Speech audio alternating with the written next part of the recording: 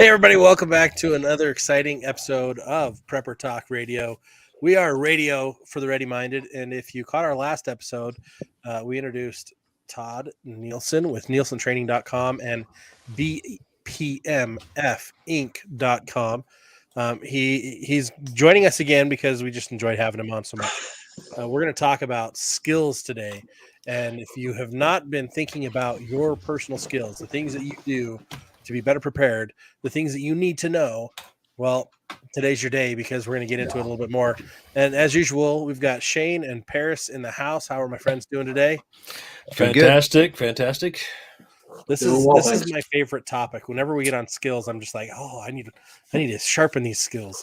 So as a reminder to listeners, make sure you're hitting that like, make sure you're hitting that subscribe, following us and joining our Facebook group, Emergency Prep and Self-Reliance. We've got a lot of amazing content, a lot of amazing people in that group where you get more one-on-one help, and it doesn't cost you a thing. It's free. Yep. And it was my birthday this last Monday, so go and hit subscribe as my birthday present. And there you go. Join Facebook as part of my birthday present. And especially the YouTube channel. Go follow, hit subscribe. We're going to be doing a giveaway once we hit 1,000 followers on that. We're going to get 5 ounces of silver as a giveaway, and we're also doing a giveaway. And these are random. Like, we're going to use a random generator to find out who wins. We're going to be giving away a Jase case, which is a medical antibiotics kit for you. So if something happens, and I've got a testimonial for that because I just used mine. It was going to take me 2 days to get my prescription filled because everything was closed on Sunday. And I needed a Z-Pack. And guess what was in my Jase case? A Z-Pack. Sweet. So I was able to get on it 2 days early, or 2 days before I would have been able to get on it because it was late Saturday night. Got everything in my system, started getting it going through. Feel 100% better. Thanks to having my Jase case, the scheduling and the timing of my sickness did not impede the rest of my life. Guys, it's important as a prepper, as a ready-minded individual, to have the things you use, the things you need readily available. And that's why we recommend things like Jase Medical. Go to jasemedical.com, use the Prepper Talk as your promo code. You'll save $10. And then go back and make sure you're subscribing, liking, and following all of our stuff so that you can possibly win one. Yes. Yeah, I think it is much nicer to have what you need rather than, project around the house happens every day, right? Man, I got to run to Home Depot. Then you forget something, you got to run back. Yep. So I just stock up, have everything I need, just tucked away there, and I still go to Home Depot almost every day anyway, so I don't even bother. Thank goodness it's right down the street from your house. Yeah, it's nice and close to my house, fortunately. But so I got to go to Lowe's. It's closer, but I'd prefer to go to Home Depot. I like Lowe's. I think I probably like Lowe's a little better, but I don't. Home Depot's closer. Here's what I don't like about Lowe's. I know this isn't prepping, but you go into Lowe's, the aisles are narrower. It's harder to get around. But there are fewer people there. You can't see as much because everything's choke pointed. And if you have a cart trying to get stuff around places, you get stuck every freaking corner. But Home Depot has stuff littered through the aisles. They've got washers and dryers sticking out everywhere. They always do. Lowe's is that way. Mine does. Mine always does. Round where I live. We're gonna have the Home Depot or Lowe's debate, aren't we? We should have a whole. Our last episode was all I like about orange, as you can see. I like orange. Carrying firearms. I have to go into Home Depot with my sidearm. I have to go into Lowe's with my sidearm and 3 extra magazines and an AR just to be able to feel safe because I don't know where they're going to be popping out of. That guys could be hiding anywhere in Lowe's. Dude, it's a cornucopia of death. Let's just put it that way. Well, that's so funny. The reason I do like the blue theme. I like the cobalt tools, the blue cobalt tools better than the red husky tools, right? I like the blue. And so that's part of my bias toward Lowe's, I guess. Plus they used to be, our local store used to be Eagle Hardware, and they had more of everything. And they really had more Eagle of was everything. Good. And they got bought out by Lowe's. So I'm still kind of partial to my local Lowe's here, but yeah, I did like Eagle. That's true. We had Eagle in Colorado, and they did have a lot more stuff. More of everything. As Lowe's, they have less of the good stuff, though. That's true. You're absolutely right. They do have less of the good stuff. But Do we need an intervention to get back on track here?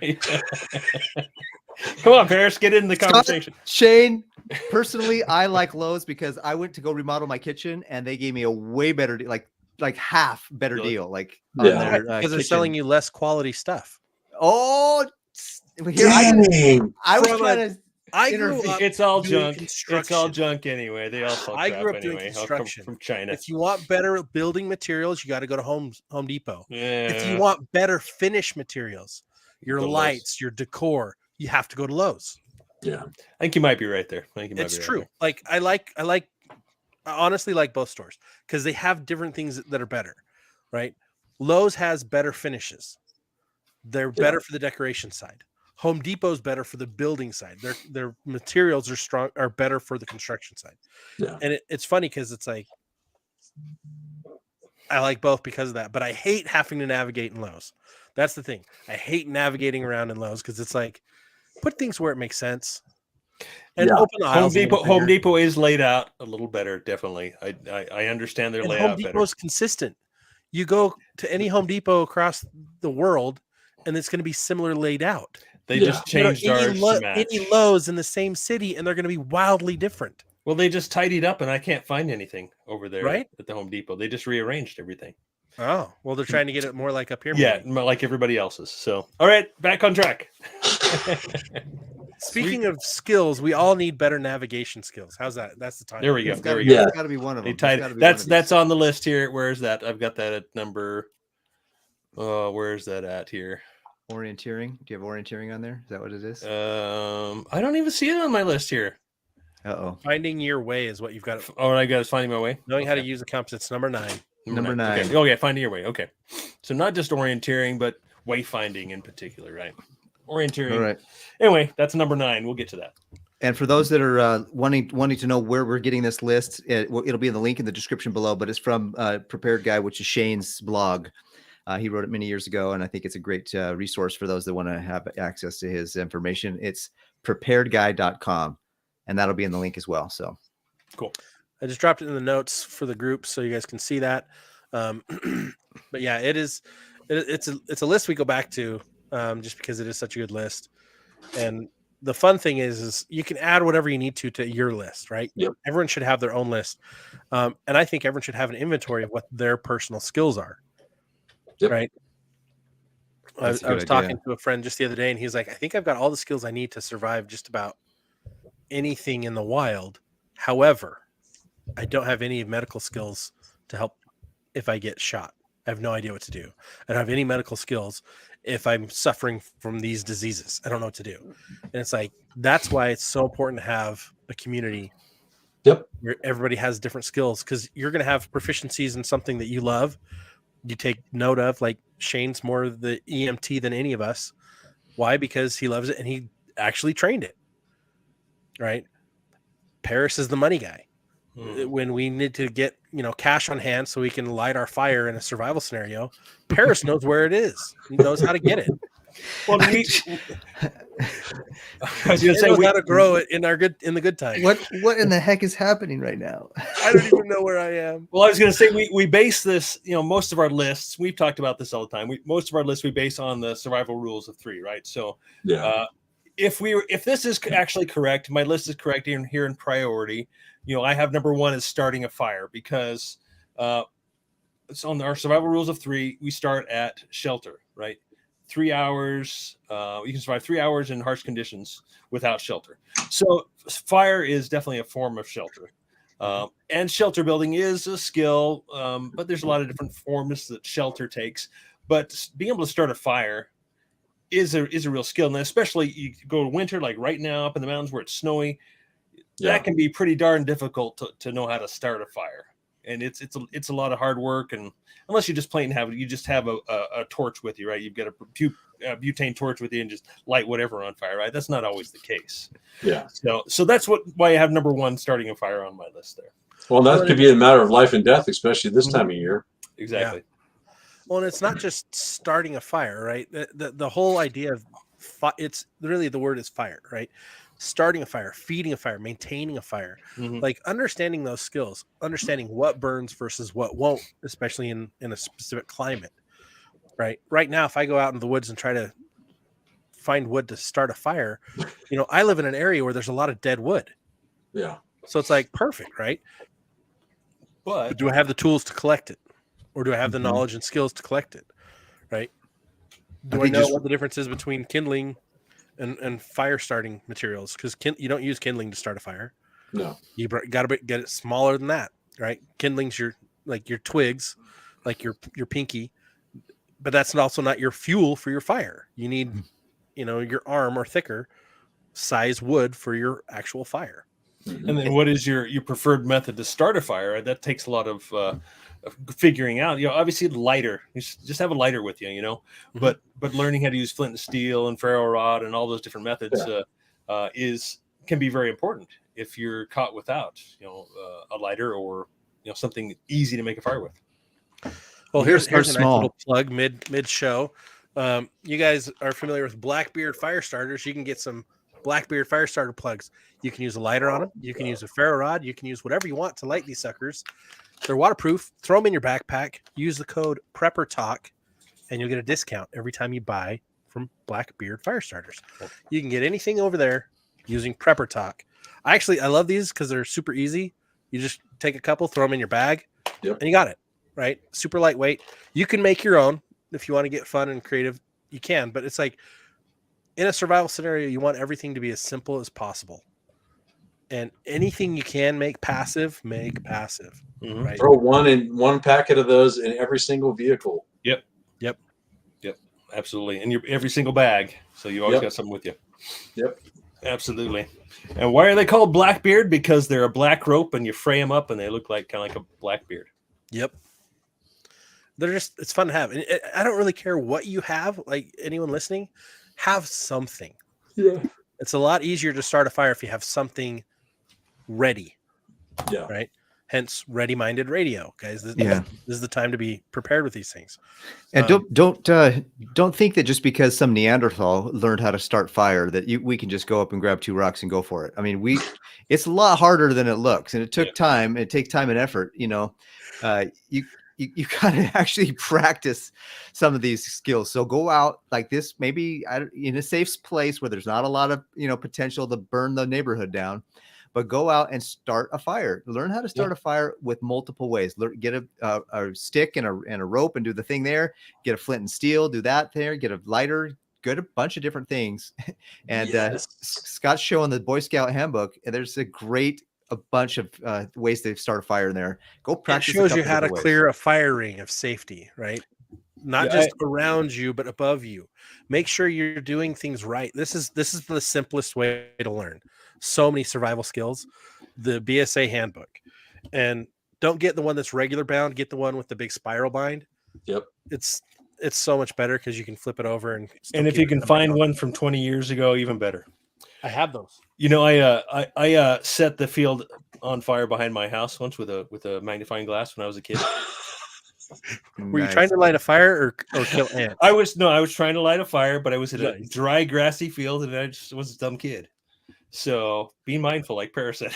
Be careful. Yeah. When you said that reminded me of like, oh yeah. All the more reason for skill number 2, which is first aid. Because if you burn yourself, you need to know how to take care of that. And learning first aid is critical. Or worse, if you burn someone else. Yeah. Yes. Even worse. So that goes into like, okay, what do you carry? Like what do you carry as your first aid, right? Everyone has a different idea of what do I need, right? If you're going to carry a sidearm, you need to think of, bullet wounds, especially on your everyday carry medical kit. Yep. Right. Yeah, Todd, that's your specialty. What do you carry? I mean, where do you focus when it comes to firearms? On the firearm side, I generally focus at least one tourniquet, compression bandage, chest seal, and lots of gauze. Mm-hmm. What kind of tourniquet do you prefer? Which one? Whatever I can get my hands on. Okay. I've used so many different ones. My personal favorites are the cat tourniquets. Those are my personal favorites.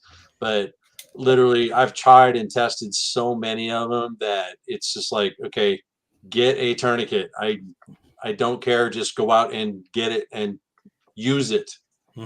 Practice with it. Get 2 or 3 and make sure that you're actually practicing with it.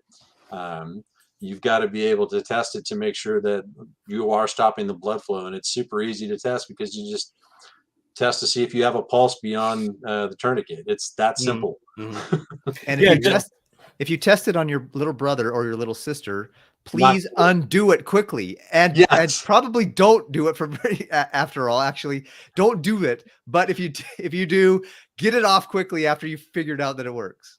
How about don't test it on your brother or sister? Test it on your mom or dad. Oh, that way you have adult supervision. Yeah, and just like the fire starter, have one in every single pack. That's what I do. Yeah, I've got one in every single car, right in the center console, and every first aid kit. So it should be, one thing is that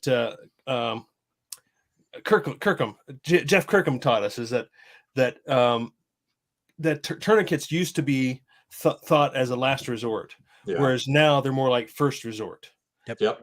That you can use it much more readily than thought before and not cause damage. Yep. So it should be the trauma things that you pointed out in your kit there, Todd, should be in every single kit. They should be your primary first aid items. Yeah, is the things that to stop bleeding and get people breathing. The ABCs. Yep. Airway, breathing, circulation should be number one. I think that's a really good point. It's funny. A lot of people don't think about that airway part of it. An NPA and nasal pharyngeal. Pharyngeal airway. Yeah.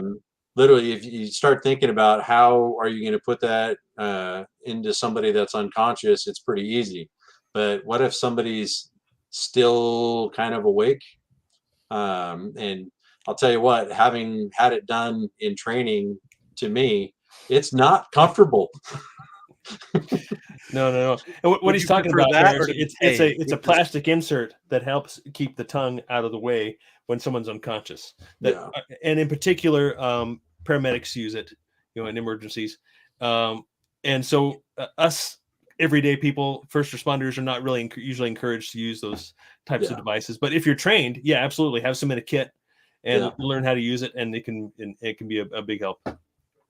Awesome. Well, there's a lot of good opportunities to be trained in first aid. You can, I know that some fire departments and other things offer trainings, CPR trainings, free. Doesn't locally, Todd, doesn't Isaiah do it? A training on first aid?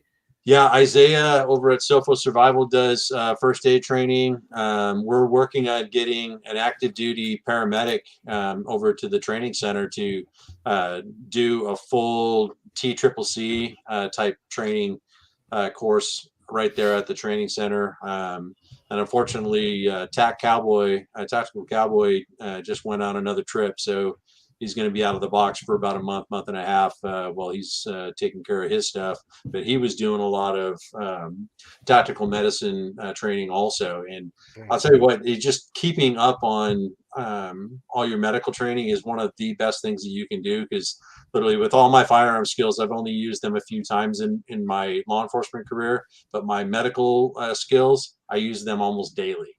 Mm-hmm. So that's a really good point.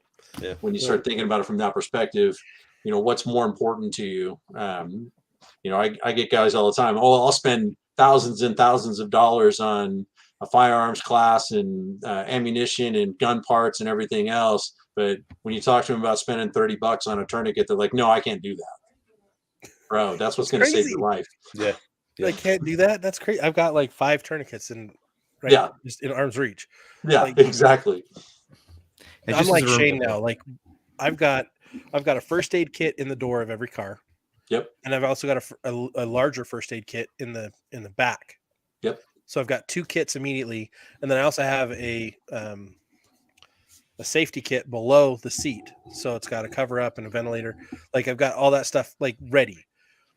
But the first aid kit is like in the door all the time. Like every time I check the car, I double check to make sure it's still there. And if someone moves it, I get mad. Yeah, I think if you're shopping for first aid kits, you'll find that these trauma kits are expensive, and you'll go like, I'm not paying $150 for $200 for that trauma kit. Are you kidding me? Believe us, get it. It's worth it. It's absolutely worth it. And that was one of the things that that I can tend to be cheap on certain things, and you know, first aid is not just Band-Aids. You getting a boo-boo and getting to putting a Band-Aid. That's not first aid. You know, that really isn't. It comes down, when it comes to first aid, it's really the trauma that's the important part to learn. Yeah. The tourniquets, the gauze, the big wounds they're gonna kill you or somebody else really quick. And what's cool is there's a lot of first aid places that'll take your HMA account now. That's true. If you have an HMA card, utilize that towards getting proper first aid available to you, like always available to you. Yep. You get that and boom, you're done. Yeah, you can use your savings account, I believe, for your first aid supplies. Yeah. Yeah, and you know, check with your local suppliers, but like Sophos, he's literally got, you go into his store, he's got a whole wall of medical supplies. Like, I don't even buy pre-made kits anymore. I go in and buy just the individual items that I want, you know, and it's so awesome when you can do that, or you end up using something. Now you can, instead of having to go buy a whole new kit, you can just buy the individual piece now. Yeah. So awesome. If you use something out of a kit, you just go replenish it. Right. Yep. That's the key. Like, and then train. Make sure you know how to use it. Yep. Oh, absolutely. There's no point in having a kit if you don't know how to use the kit. Yeah. And a lot of reasons why we'd need first aid is if we're in a skill set number 3, which is self-defense, and we end up having to defend ourselves. We get in an altercation, whether it's with a hand-to-hand combat, whether it's a hand-to-knife, whether it's a gun situation. We got to be able to have some good understanding of self-defense, and that's one of the reasons why, that's how I got connected to Todd in the first place, was because I wanted to learn how to be self-defense, not just with my firearm, but self-defense hand-to-hand. And that's where I met Patrick, who he's got down at the place. And Patrick is amazing. The guy's like, he'll do moves in training that I'm like, I blink and I missed it. You know, it's like, and he like punched the guy 15 times, like, or whatever. It's like, the guy's amazing. And it's not that kind of self-defense. And we've had a lot of talks about this in some of our other lives, and people have said, well, be careful about, you know, who you get self-defense training from. And I agree with that. But that's why I chose to go with Patrick, because he's got real world experience, and it's self-defense. It's like literally neutralize the threat, break the leg, walk away, break the wrist, walk away. You know what I mean? But if he's told us stories where he got in an altercation and where he was stabbed, and he had to use first aid in order to be able to, you know, obviously keep himself safe from bleeding out. But he ended up, you know, putting the guy in the hospital, I think, after, you know, he got, even though the enemy, so to speak, loses, you're still going to have bruises, you know, potential breaks, and maybe some punctures that you need to take care of. And you know, obviously when, I'm sure police officers, whenever you are in some type of gunfight or whatever, you're still going to take care of the person you injured too, right? I mean, that's part of it, right? You're still going to render aid to who you had to defend yourself from. So I consider that part of that as well. And I mean, that was the majority of aid that I'd have to render to people was somebody that me or my teammates did whatever we did to them, you know, whether it was, you know, a baton or a strike or shooting them or whatever, you know, you still have to render aid to that individual. Or we arrive on the scene and now there's a casualty there that needs, you know, they need life-threatening medical treatment right now, or they're going to die, you know. So knowing and understanding what stuff is important to do at that moment in time is huge. And if you're not practicing it, or at least have a very, very thorough understanding of that kind of stuff, you're going to be solely behind the curve when it comes to that kind of stuff. Yeah, absolutely. And I guess going right along with that, moving down the list, since our time goes so quickly, it's crazy. Firearms. And we talked about, you know, firearms in particular in our last segment. So we should probably go back and take a look at that rather than getting, I guess, more into detail about firearms. But just FYI, I think that'll be episode 224. Okay. Cool. And this 225, I guess, right? Yeah. Okay, cool. So I don't know, you guys have anything else to say about firearms that we didn't cover in the last segment? Carry it on your person. Your vehicle is not a holster. Amen. Carry an extra magazine, and carry a flashlight. Yeah, absolutely. Yeah, I totally agree. I've got all those with me right here. I think the other thing I would say is about that is that if you haven't got any experience with a firearm, go down to your local range, just look up whatever, gun range in your area, and go down and fire several different types of guns to feel what feels good in your hand, and get comfortable with what kind of gun you would like to have, and before you purchase one, if possible.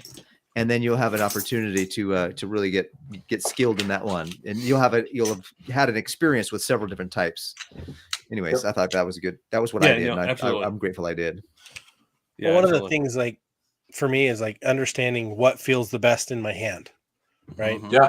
Like, and so I chose something that has adjustable grips, back straps. Yeah, the back strap on this is perfect for my hands. It's the most comfortable. So finding what works. Also finding what doesn't work, and then just stay away from those things. Yeah, don't go buy a SIG just because it's the coolest, most expensive gun out there, right? Bought one for my daughter, and she just wasn't able to shoot it very well, and switched over to an XD, and she kills literally. Yeah. And I'm an XD guy as well, and you made a comment about extra magazine. I don't consider an additional magazine extra, right? It's an essential part of the kit, right? It's not the third one that becomes the extra. Exactly. Maybe the third and fourth is the extra, but those are always in my vehicles. That's right. It's an additional magazine. It's an essential part. So absolutely. Yeah. So cool. Yeah. Great comments. And we could go on with firearms forever as well, but we do have a lot. I think we could. I think we could fit the next 3 into one conversation. Oh, you're right. True. So 5 is running and sprinting. 6 is swimming, and 7 is pull-ups and push-ups. And I just think we could and 8 balance. And 8 balance. Yeah. True. Yeah. That's just being physically fit and being physically aware of your body and how it moves, and get into. And there's a lot of different types of fitness that you can get into. You can get into bodybuilding, which is more just aesthetics and muscles. But I really like and CrossFit's really good too. But I like more functional training where you use your body. You train in ways that you would use your body in a natural setting. Yep. And you build strength on that. And I think that's probably the most important thing that I've done with my training and physical training. Yeah, and I listed running and sprinting, I guess, higher on the list because kind of like we talked a little bit about in our last discussion is, if you look at we talked a little bit about mass shooting events. The first option should probably be to flee, to get away from the scene. That should be your first. And so. And just think also like 9/11 when the towers came down. Just think of the poor people who didn't have it in them to be able to run and sprint away from that situation. Yeah. They weren't physically, maybe overweight or whatever, or they just couldn't do it, or injured or whatever. It really can make a big difference to be able to sprint a short distance or run for a mile or whatever, just to get away from danger. So I had part of that a little higher. Is how's your heart going to respond to that? Yeah. If you're not doing that regularly and you've got to sprint, is your heart going to just crap out on you because you just sprinted and elevated your heart rate to a level that's not used to? In addition to being in a stressful situation on top this is a real situation. There are more deaths due to shoveling snow. Yep. Mm-hmm. Because people aren't used to that kind of exertion and their heart gives out. While they're shoveling heavy snow. Well, we should outlaw that then. We should. You have to buy a snowblower. They're going to find a way. That's the mentality nowadays, right? But no, like if you don't do fitness regularly, if you're not working on these things, elevating your heart rate and learning how to bring it back down.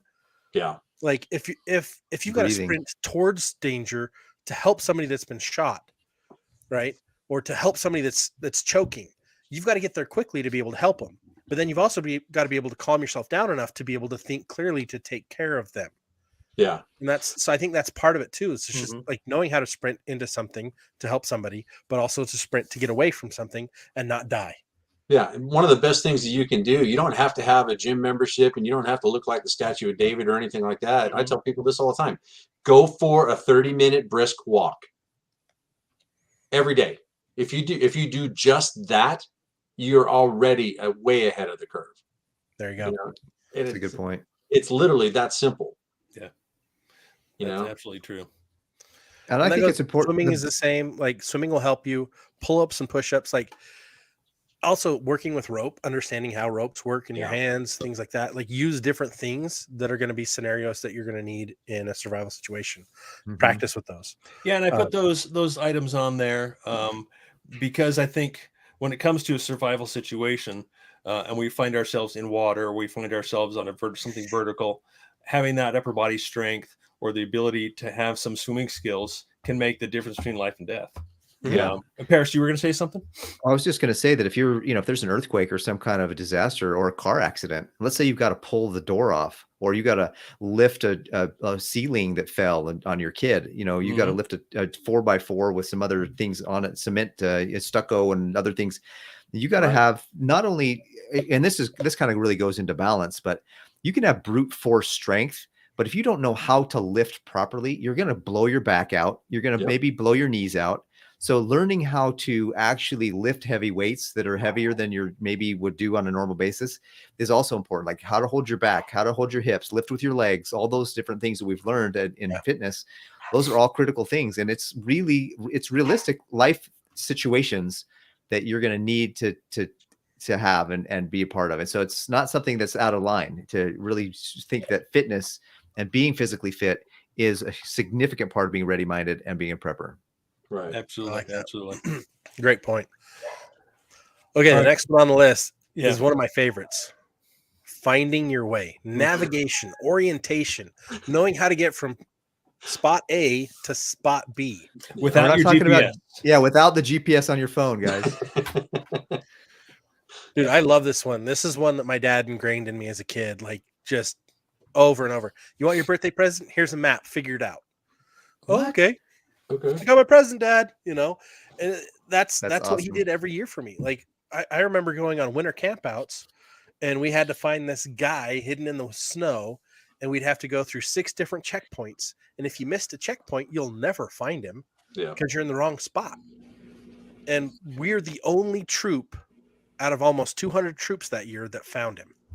Wow. Why? That's awesome. Because of my freaking dad. That dude is legit. My dad is amazing. He taught me so many skills. He wasn't even my scoutmaster. Like he was just interested. And I love that about him. He's the reason I prep. Like it's just generational. Like our whole family's been doing this for years before it was called prepping, before it got cool in society, before it got crazy in society. And now it's cool again in society. Like he's been teaching me navigation for years, and I'm pretty good at it. I'd like to think. What do you think, Shane?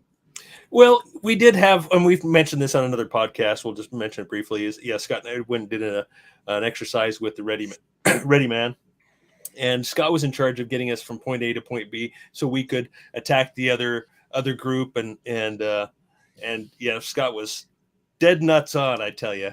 And it was incredibly impressive. He got us exactly to the point. I think there's a little bit of luck there, honestly, Scott. No. Well, here's the funny thing is there's like 3 people in our group that are like, no, we're way off. We're way off. I'm like, no, we're right. Scott, trust me. I don't know where I looked at Shane, and Shane's like, you could be. I was taking up the tail end, so. And he's like, you could be, but you could be wrong. And I'm like, I'm pretty sure we're right here.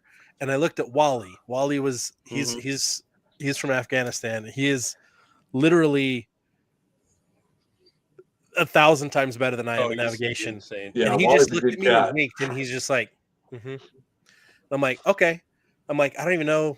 I didn't know what his background was yet until afterwards. And then he's like, yeah, dude, you're the best civilian navigator I've been with. And I'm all, what does that even mean? Like, what is your background? And then he's like, oh, I'm basically the equivalent of a Green Beret. Yeah. And I'm like, Afghanistan. Yeah, he's a bad guy, but I mean, like, really cool guy. But I guess the key thing I think with finding your way is being observant, because and that's one thing I try and teach my kids. And I know I've mentioned this before, is when we go on a ride, I'm like, okay, we're going home now. Show us tell me how to get home. Tell me, turn right, turn left. Tell me how to get home. Yeah. And if they weren't observant, if they weren't watching the way we got there, there's no way that we're getting back home. Right. And I don't think there was a single time where they actually got us back home when we played that game. But just being observant and in caving as well. If you're going in on a cave, it looks much different going back out. Yeah. And 100% different. So turning around and looking and just being observant in general and watching the landmarks, whether in a city where you can't see mountains, there's still plenty of landmarks. It is a learned skill. It absolutely is. And then you get to the point where, like you, Scott, you just know what you're doing. It becomes instinct. Yeah. Well, it's funny is like, I'll get more confused trying to navigate on my phone sometimes than I will if I've got a map. Absolutely. If I've got a physical map in front of me, it's easier to use. And if it's a topographical map, even or better. I've got a topo overlay, I'm like, heaven, I know exactly where to go. Yeah. But if it's just my phone, you can only see this little bit at a time. It's harder to really know anything. That's because so cool. you're not relying on any instincts. You're just relying on what something else is telling you, that input, rather than your own instincts. I've got maps all over the place. Like, just this is on my desk in front of me. Why? Because I was looking at a map just the other day, and I'm like, oh, I wonder if I can remember how to get around this place. Yeah, I love maps. Yeah. I love maps. Absolutely. It's important at a bare minimum. We all need to know which way is north, south, east, and west from wherever we are in our house. What's funny, my daughter was just mentioning, she's like, all right, Dad, I'm going to test you. Which way is north? I'm like, it's that way. She's like, how do you know that? I'm like, and my wife is like, it's an innate skill. These guys, they have these innate navigational skills. I'm like, well, it's a learned skill. There's a little bit of that. No, don't get me wrong. There's gifts that we all get, but we can learn them. Every gift that anybody has can be learned by somebody else. Yeah. And that's important to realize and to know that if you feel like you're navigationally challenged, it's okay. You just have more to develop. You can develop it. And you should have hard maps in your vehicles. Have quick access to a physical map in case your phone's not working, right? Yeah. So, all right. Should we move on to the next one here? Handling a knife. Down, bro. What's it? Quick check. Everybody point north. Can you hear me? Can you hear me? Okay. Everybody point north. Yeah.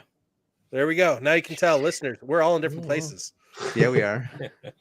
I know exactly where north is. Can you hear me now? Yeah. All right, cool. So I guess moving on to the next one, handling a knife. Paris, you want to take that one? Well, why is handling a knife on my list? I think it's important. First is knives are a critical part of any kind of a prepper. It's one of the most important. I think next to the 3 air, water, and shelter, having a knife is probably right on that list. And because there's so many things you could do with it. It's such a versatile tool. But when I first had my kids, and Boy Scouts, we call it the tote and chip. We got to learn how to whittle, do our tote and chip. But when I first gave my kids their knife, and my little 9-year-old comes up to me, she says, Dad, I got my first knife. My sister gave it to me. I'm like, whoa, you need a little training first.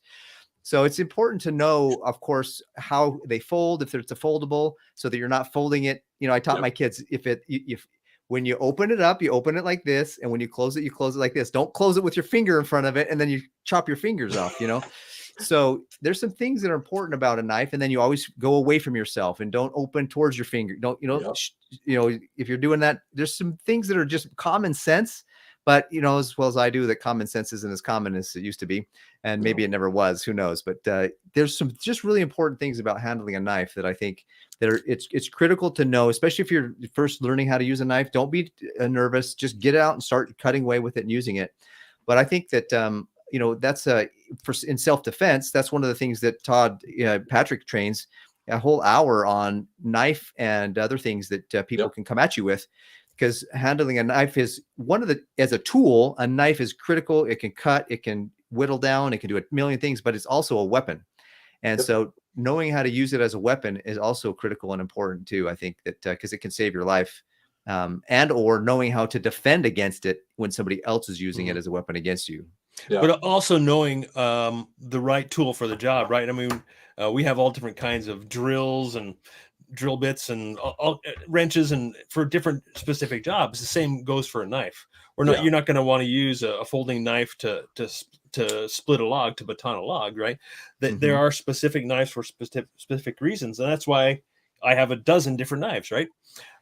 So that's having that experience and knowing exactly what knife is meant for what, because that's why there's a million different knives. They're designed and used for different purposes, whether tactical or meant for preparing wood, preparing your kindling, or or what have you. So there's a lot to learn with knives, different types of blades and steels and all kinds of things. So because even the handle can be different, and that feels different in your hand versus if it fits in Paris's hand. Yeah, absolutely. Like, this is my bushcraft nice bushcraft knife. Yep. Yeah, that's a good little knife. A 1/4-inch spine all the way. Yeah. Full tangs. Yep. And it's got a specific shape, feel, and use than my pocket knife that I carry every day. Right. And if I don't practice with this, I'm not going to stay proficient with this. Yeah. And there's hunting knives for gutting animals. If you need, it's totally different shape of a blade if you really want to have one that actually there's efficient. So many different blade types. You can use a blade for pretty much anything, but if you have one specifically designed for that, it's way easier. Exactly. Having the right tool for the right job. Absolutely. All right. And then next one, finding food. I mean, this is a whole show in and of itself, right? This is a big one. Well, we've had for me, I just walk to the kitchen, right? That's pretty easy. Foraging and there's scavenging. Oh, Yep. Right. If it's outside of your house, and then there's pantrying. Right? In your house, you're just pantrying or fridging. Everywhere else, it's your foraging or your scavenging. Or hunting or fishing and so forth. Right? That's all part of that. We've had some great episodes with Buna Tomolino, who's an expert at foraging, and she's got a fantastic. Those episodes, I can't remember the number off the top of my head, but go back and look at those ones for Buna Tomolino. Those are excellent. You guys go hit up basilandrose.com. That's one of her websites. She's got some foraging cards that are phenomenal. That they're laminated. They're not laminated. They're waterproof, so you can put them in your backpack and always have them, and I'd be able to identify a plant and say, oh, this is what it is. But on the flip side of it, there you go. On the back side, it also tells you what you can use it for. Don't eat this one. It's only medicinal. So you have to do it this way, or this one is poison. Don't touch it. And this is really a lifelong pursuit, in finding food. It really is. From hunting. I always went hunting with my dad. Never really took up hunting. Fishing, I do a lot of. Trapping, I've never trapped an animal in my life. I've snared not a squirrel. I've never even done that. So there's so many things we can learn in finding food. But obviously, shelter, water, food in the rules of three, survival rules of three. This is a ways down the list, but obviously extremely important. That's why we're stockpilers, right? To make that really easy to find our food really quick. And hopefully give me the time to learn how to trap and to hunt. And maybe in the next couple of years, I'll start to learn that, but not a real high desire, honestly, for me at this point, the trapping and the hunting part. But which is great, though. I can fish pretty good. This is the lesson for everyone that's listening, is focus on the things that interest you first on the list. Yeah. Right. Get really proficient at that, because there's someone else in your group that might be more proficient at other. I have a whole bunch of snares. I even have a couple traps. I haven't used any of the traps that I've got, except for my live trap that I've caught a raccoon with, but then we relocated it. But like having the desire for those skills is why I do those things. And I live in an area now where I can't use any of them because it's against the law. But where I grew up and I learned all those skills, it wasn't against the law for me to do those things. Makes it harder to learn those types of things. Yeah. So now it's like I have to wait till the apocalypse to start doing a lot of it again, or go get a license. That's the 1 year's worth of food storage that I have in storage. So there you go. And of course, part of that is water sourcing and purification filtration. That's of course a whole nother show in and of itself. Again, you go to the kitchen, you got the tap. Mice kind of trapping. I'm pretty good at catching mice, actually, Mike. Not the best thing I've caught a lot of mice, but I don't even know how to dress a mouse. I don't know how to prepare a mouse, and for me, just throw it over the fire on a stick or something like that. Go watch the show alone, and you'll see many people surviving for weeks at a time on just mice. I'll they're like on that. They're out there with their knife, and they're like, I'm going to get about 13 calories out of this. And I'm like, why?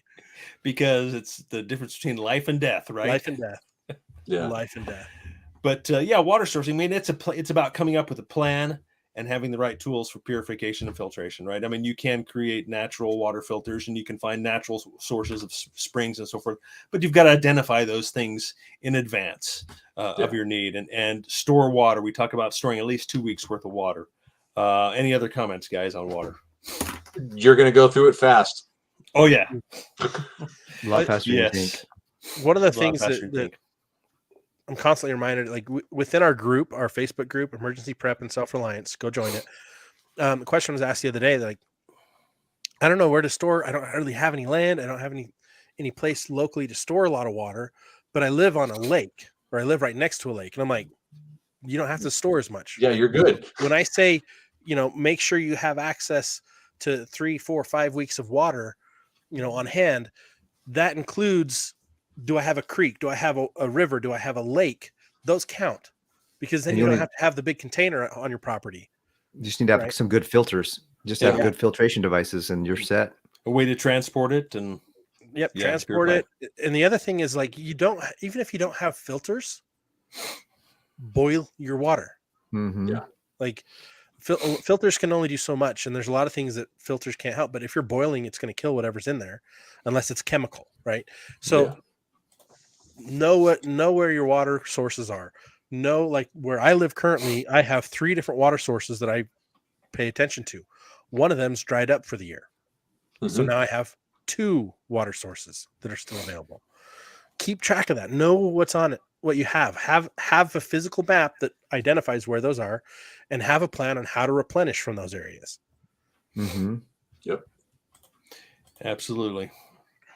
All right, cool. Next one. What do you want to do, guys? Here we're coming up on an hour. How much longer do we want to go with this? Well, let's kind of wrap it up at this point. All right, I'll let you run with it there, Scott. We could go for days and days. Like, yes, we could.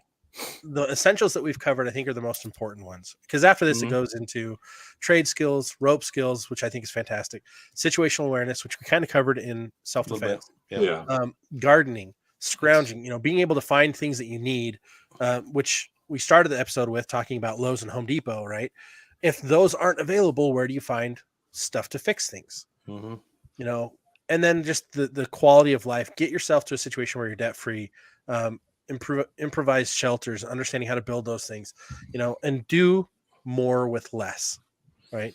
Yeah. Learn how to live off of less. Like, if you have a huge house, you don't need a huge house, downsize. If you have 3 cars and you only need one of them, why have, and you don't have a year supply of food, sell one and get your year supply of food. Like, and even more simple, yes, I can turn my shower all the way up with a couple of gallons a minute, but I don't need that. Why do I need that? Learn how to take a shower with as little water and soap as possible. It can be just as simple as that.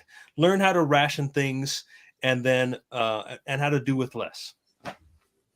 And so it's not hard. It's just we're just used to having as much as we need. Turn the faucet on and leave it running. It's cheap water, but it's not always going to be that way. Right. Yeah, and it could be cold too. You may not have a way to heat that water. So the last couple of weeks I've been practicing the last 30 seconds in my shower, going cold as can be. Yeah, and it is not fun. Like, I was dancing around, and they're like, "What did I just do? This is cold." Is it cold enough that you get that freeze where you can't even move for a second? You're like, it sucks the air out of you. Especially right after I've had a hot shower. You pop that cold water on there, you're like, ugh.